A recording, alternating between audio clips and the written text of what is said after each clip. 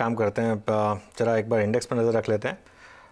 Bank Nifty ने एक fresh intraday लो बनाया 40,403 का, और निफ्टी 17,322। क्लोज ख़राब है। हाँ। क्योंकि ये इवन दो एक्सपायरी, मुझे लग रहा है सिर्फ एक्सपायरी की वजह से निफ्टी 17,300 बचा गया, वरना निफ्टी भी आज 17,300 शायद ब्रीच कर देता। और जिस तरीके का बैंक निफ्टी में बार बना है, ये नहीं बनना चाहिए था। आज कल की तेज़ी के बाद बैंक निफ्टी को आज एटलीस्ट 40,600 नहीं तो कम से कम 40,500 से डिफेंड करना चाहिए था। चलिए अब एटलीस्ट 40,400 डिफेंड करने की कोशिश कर रहा है बैंक निफ्टी, लेकिन ओवरऑल जो है आज मार्केट का मुझे लग रहा है कि टेक्सचर थोड़ा सा बिगड़ा है, खासतौर से जिस तरीके से HDFC बैंक ने जिस तरीके से मूव किया है।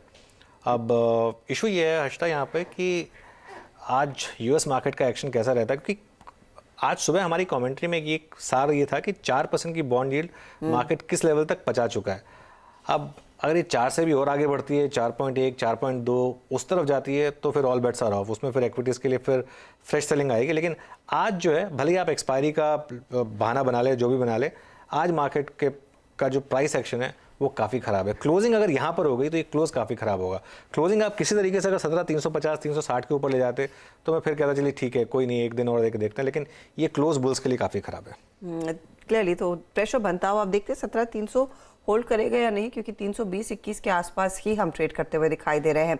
तो नजरें रहेंगी कि इंडेक्स जाकर फाइनली कहां टिकता है। लेकिन एक स्टॉक जहां पर बहुत तगड़ी तेजी देखने को मिली है, उसको फटाफट से रिविजिट करते हैं। मैक्रोटेक डेवलपर्स, याद होगा आपको कार्यक्रम की शुरुआत में 17% ऊपर था अकाउंट, अभी भी 16% के गेन्स। अब जोरदार एक्शन के पीछे दरअसल मोतीलाल ओसवाल ने एक डिटेल्ड रिपोर्ट निकाली है, और उस नोट में कई सारी हाईलाइट्स आई है कि यहां से आगे बिजनेस किस तरह की ग्रोथ दिखाएगा। सुमित हमारे साथ है। सुमित, आज का एक स्टार परफॉर्मर है गिरते बाजार में। 37% चला है पिछले 4 सत्रों में, तो जोरदार तेजी मैक्रोटेक ऑलरेडी दिखा चुका है। 3 डिजिट से 4 डिजिट की तरफ ये स्टॉक अब कामकाज कर रहा है, स्ट्रांगली 4 डिजिट की तरफ जाता हुआ दिखाई पड़ रहा है। तो एक अच्छे नंबर्स आए हैं, कुछ ट्रिगर्स। पहले तो एक मोतीलाल ओसवाल की रिपोर्ट है, इन्होंने अपनी एक एनालिस्ट कॉल भी की थी, उसका आउटकम भी इन्होंने एक्सचेंज पे अपलोड किया, और कंपनी के लास्ट क्वार्टर के नंबर्स ही बेटर थे। डेट साइड पे रिडक्शन है, MMR रीजन में एक्सपेंशन है, बैंगलोर जैसी नई मार्केट्स के अंदर एक्सपैंड किया है, तो ये कुछ चीज़ें तो इन्होंने ऑलरेडी मेंशन कर रखी हैं। लेकिन FY26 तक का एक 20,000 करोड़ रुपए के प्री सेल्स का टारगेट कंपनी ने मेंशन किया है।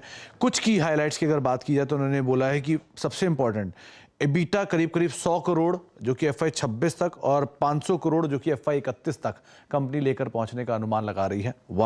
कंपनी ने यह भी बात बोली है कि ये बहुत स्ट्रांगली इनको रेवेन्यूज की उम्मीद है, जो इनका इंडस्ट्रियल पार्क स्पेस है, जो कि ये मॉर्गन स्टैनली के साथ JV में बना रहे हैं, वहां से एक अच्छे रेवेन्यूज जनरेट होने का अनुमान गोइंग फॉरवर्ड लगा रहे हैं। साथ ही साथ उनका यह भी कहना है कि ये आने वाले समय में इन्होंने अपनी जो हर सेगमेंट के नए CEOs अपॉइंट किए हैं, अपनी अपना वर्कफोर्स बढ़ाया है, उसका भी अब इम्पैक्ट जो है बिजनेस के ऊपर आना शुरू हो गया है, और एक बड़ा स्केल ऑफ डेवलपमेंट ये गोइंग फॉरवर्ड एक्सपेक्ट कर रहे हैं। ये फैसिलिटी मैनेजमेंट वर्टिकल के अंदर भी वेंचर करने की बातचीत कर रहे हैं, जो कि इन्होंने गोइंग फॉरवर्ड एक्सपेंशन प्लान के अंदर ईयर मार्क कर रखा है।